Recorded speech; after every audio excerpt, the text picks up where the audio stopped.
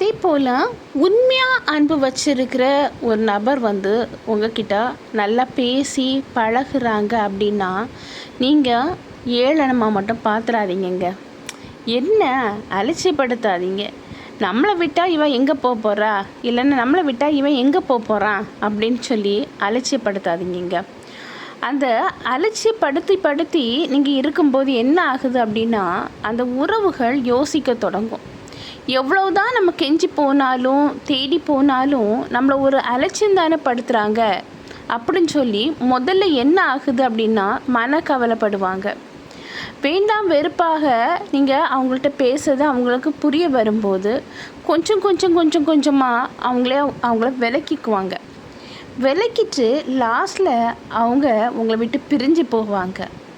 நீங்கள் கூட இருக்கும்போது அவங்க அன்பு தெரியாமல் அவங்கள எப்படினாலும் நீங்கள் அலட்சியப்படுத்தியிருப்பீங்க. ஆனால் அந்த அன்பு எப்போ தெரியுமா நீங்கள் புரிய வரும்?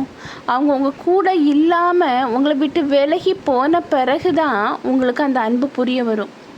அதுக்கு பிறகு நீங்கள் அந்த அன்பை போய் தேடி பார்ப்பீங்க. ஆனால் அந்த அன்பு அங்கே இருக்காது.